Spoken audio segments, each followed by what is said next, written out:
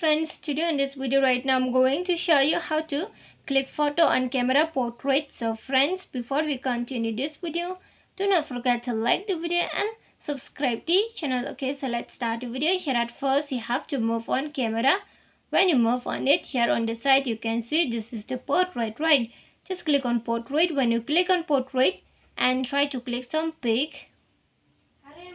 So when you click portrait or when you click photo on portrait, no, you can see when you click on portrait the pic will be blur.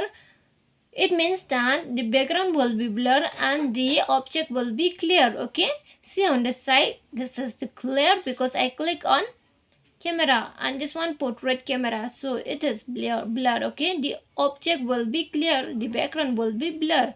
Try to click your own pic by your friends. Okay, just tell your friends to hold your mobile phone and click on your photo. Okay, if you don't understand then you can give me comment, and if you understand then you can give me comment too. Okay, and friends, if you love the video, do not forget to like the video, share the video and subscribe the channel, and thanks for watching.